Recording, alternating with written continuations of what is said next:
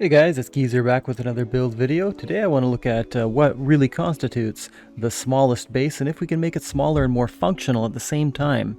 You know, we've done the two triangle piranha and zircon style bases, as well as a few other ones where we had boxes, small furnace, sleeping bags, and things like that inside a two triangle base.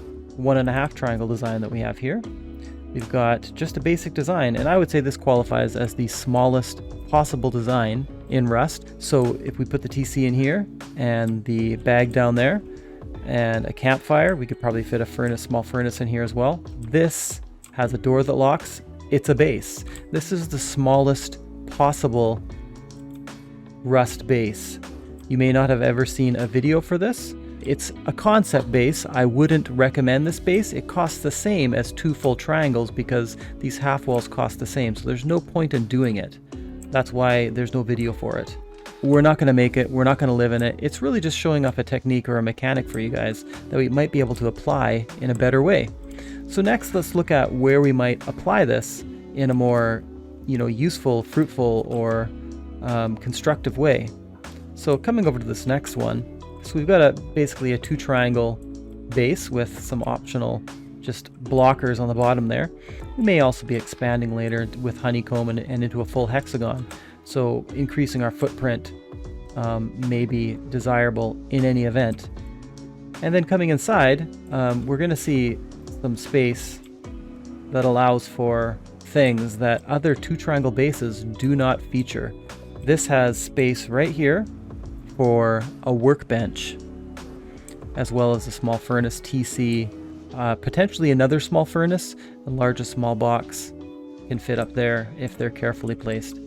So this would be basically perhaps the first 2 triangle base that's actually a functional living space that has a workbench, 1 to 2 small furnaces, a bag, large box, TC, and you can put a garage door right here. So 2 doors, really everything you need for a starter base, a fully functional starter base for a solo.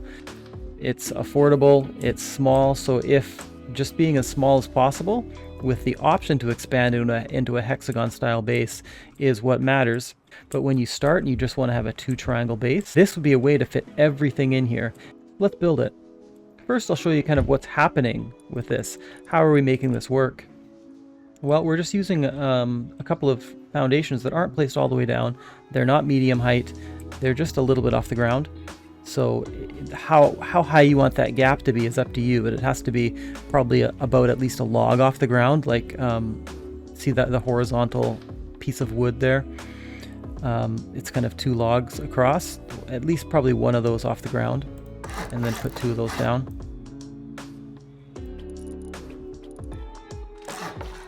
Like so.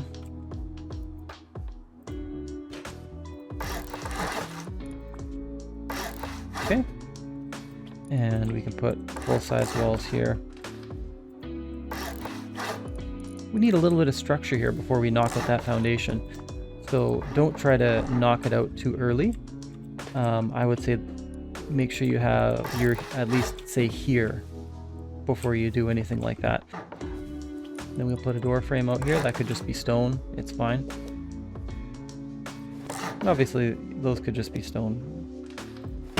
They're not supporting anything. They're really just protecting your bag.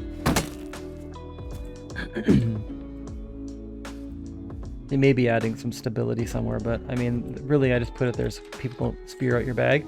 That being said, we're not even really concerned about that, to be completely honest with you, because if someone did spear out your bag, well, they didn't like access anything inside your base, and it's just a bag. You've got doors here, so you could just come in from outside, right?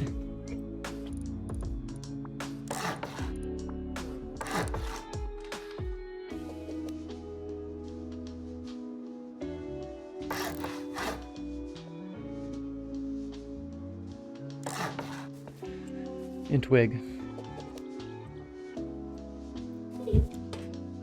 I haven't made one of these on a live server because I just came up with this, or added this technique, came up with this base design. I'm sure it's a really, really old technique, just putting a sleeping bag on the ground like that. But, you know, I never really thought of a good application for it. So I think this works better as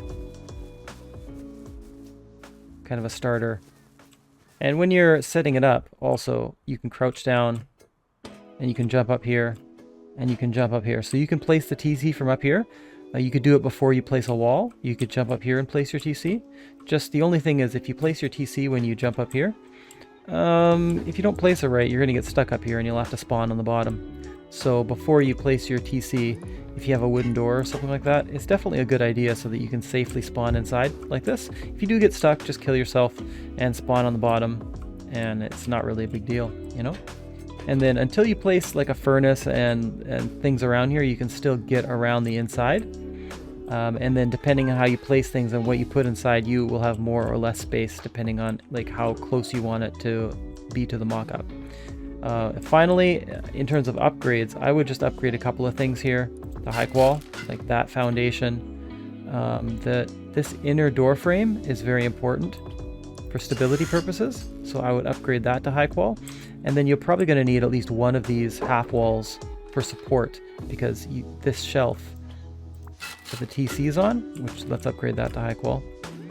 And then maybe say that one. That should be enough. Something like that.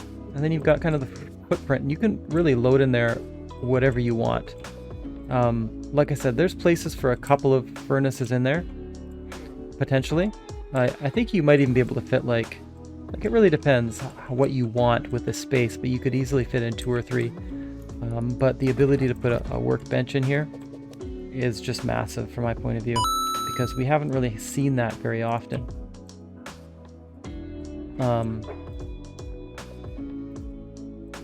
And the other thing is, depending on how your sleeping bag fits and how low your foundations are, you may be able to fit a furnace like right there in the corner.